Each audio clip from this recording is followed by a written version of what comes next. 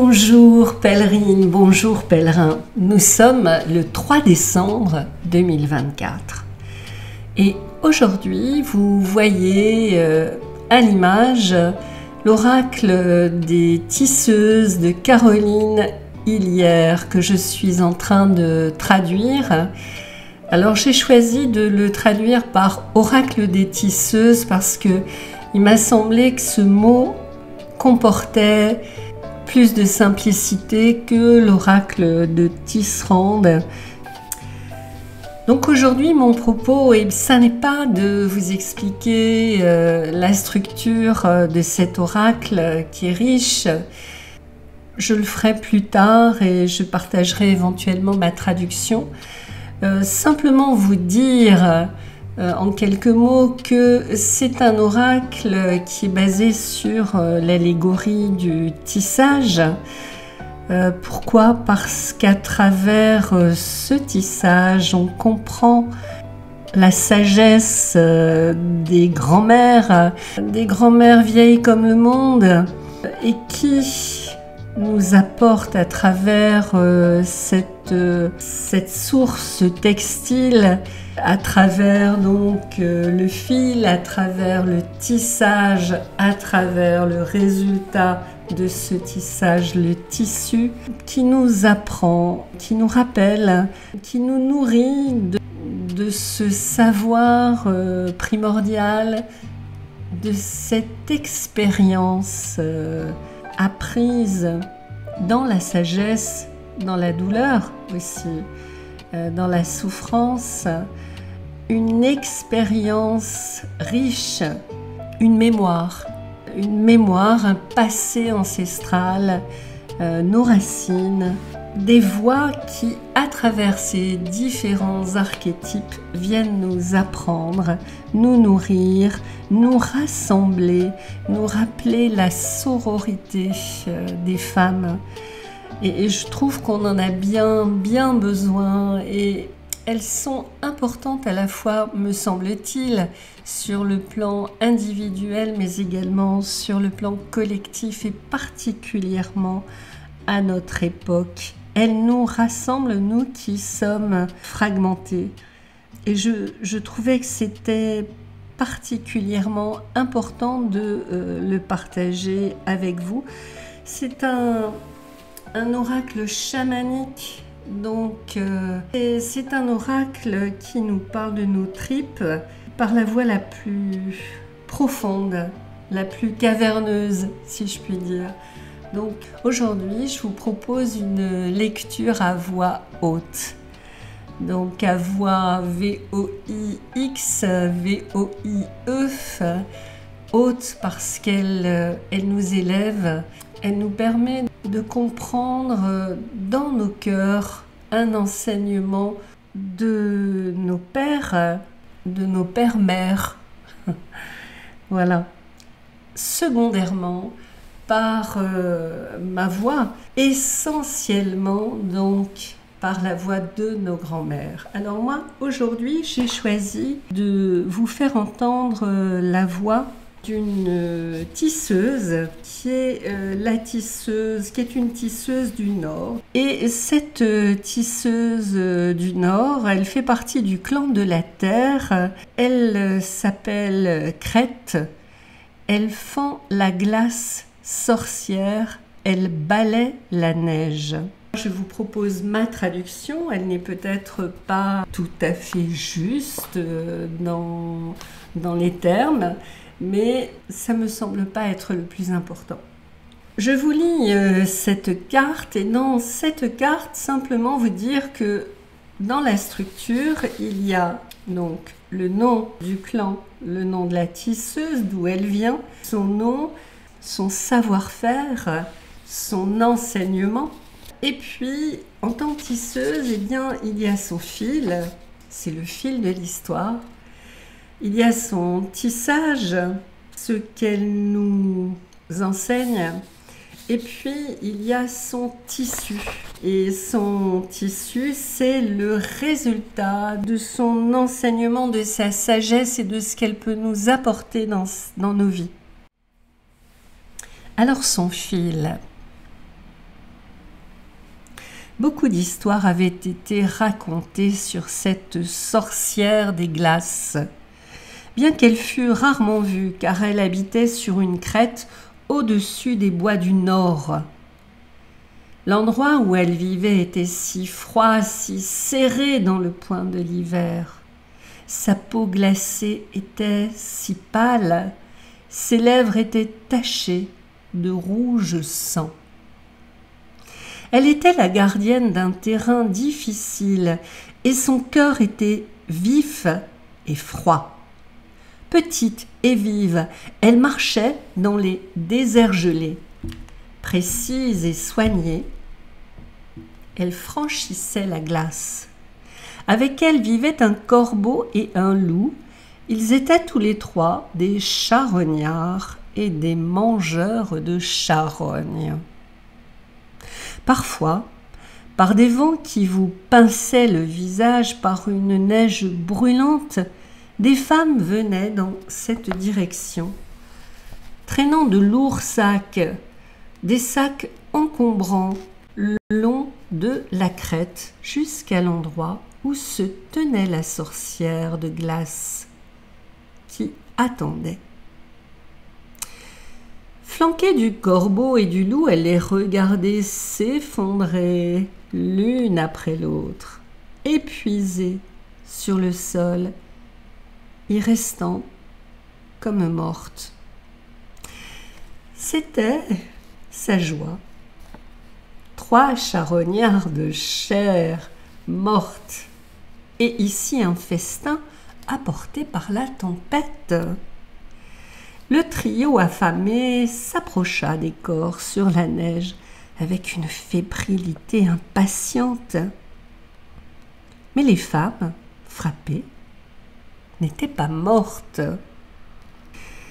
Elles se levèrent de leur torpeur en criant « Que voulez-vous » La sorcière de glace ne bougeait pas d'un muscle.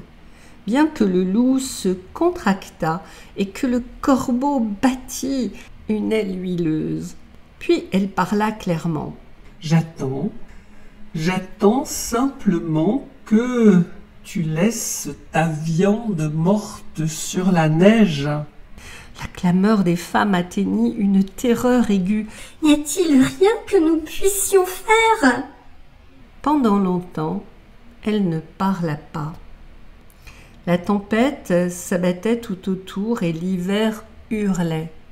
Finalement, sa bouche s'ouvrit brusquement et elle dit « Je ne prends que ce qui n'est pas utilement nécessaire.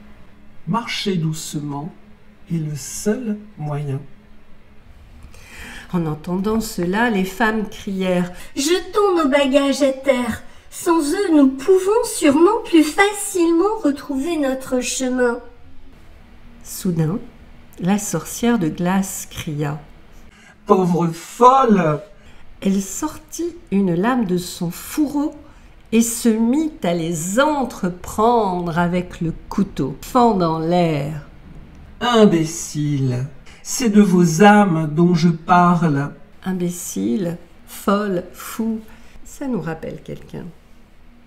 C'est de vos âmes dont je parle. Elle les coupa avec sa lame étincelante, les coupa encore et encore. Mais chose étrange, les femmes ne tombèrent pas comme des arbres brisés, non. Le couteau coupait vite, mais elles restaient épluchées, pelées, rabotées, leurs âmes maintenant finement taillées et, en quelque sorte, allégées. Enfin, la lame s'arrêta. La tempête s'éloignait vers l'ouest. Les femmes soupirèrent et ramassèrent leurs sacs, moins lourds maintenant, et s'éloignèrent rapidement à travers la neige. La sorcière de glace, le corbeau, le loup se régalaient déjà de la charogne, sirotant un peu de neige sanglante. « Viens, loup, viens, corbeau !» murmura la sorcière de glace. « Viens, nourrissons-nous. » La dent Le bec, la griffe, avait maintenant coupé et déchiré jusqu'à ce qu'il ne reste plus un seul éclat. Pas un seul morceau de ces âmes encombrantes. Puis, avec son balai précis, soigné, la sorcière de glace balaya complètement la neige. Alors je vais maintenant vous parler de son tissage. Parmi les contes les plus sombres qui peuvent poursuivre la voyageuse, qui poursuivent la voyageuse, la pèlerine, claquant sur ses talons, il n'y en a pas de plus sombre que cette ancienne recette qui réunit un paysage désolé et cruel avec ses 3 mangeurs de charognes attendant sur la neige. Si elle rencontre la dangereuse compagnie d'un corbeau, d'un loup, d'une sorcière des glaces, une voyageuse aura peu de chance de poursuivre son voyage indemne. Elle perdra alors les choses suivantes à cause du froid. Son endurance, sa détermination, son jugement et sa capacité à naviguer. Elle révélera ces choses à la glace, la profondeur de sa peur, l'étendue de son désespoir. Les mangeurs de charognes auront la pleine mesure d'elle et ne se tromperont pas.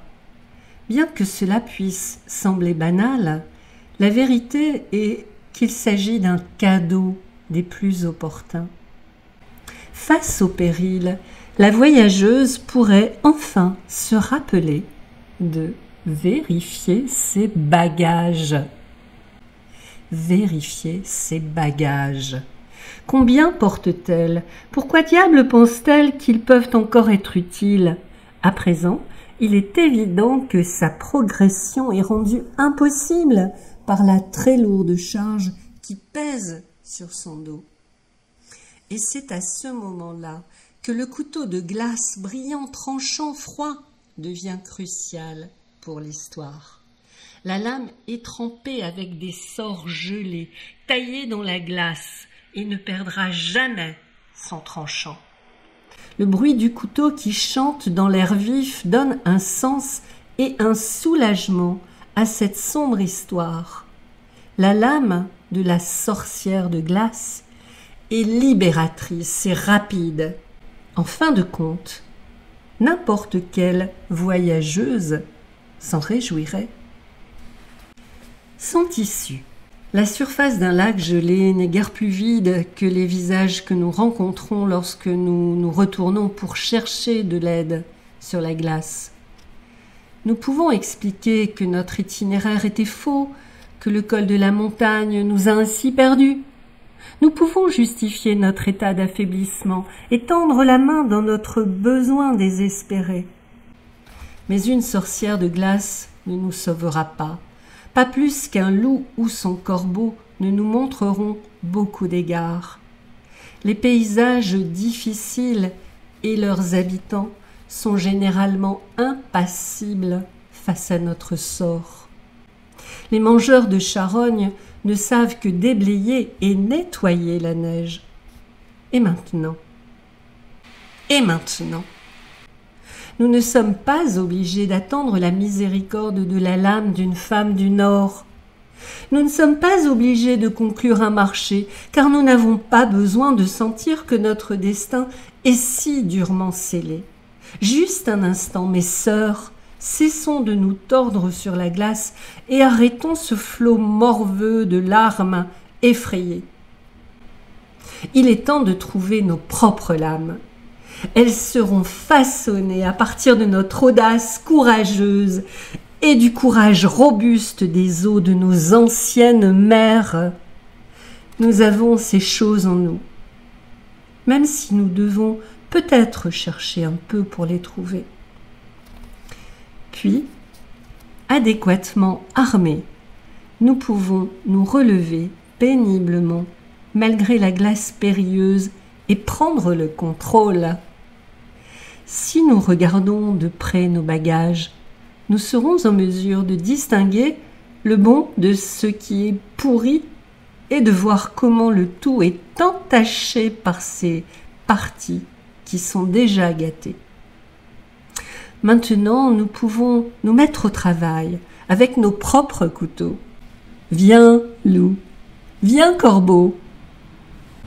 Nous chuchoterons. Viens, nourrissons-nous. De cette façon, l'aide arrivera de nos propres mains lorsque nous éliminerons les fardeaux indésirables, allégeant notre charge. Avec le temps, nos âmes se déplaceront plus légèrement et plus brillamment sur la glace.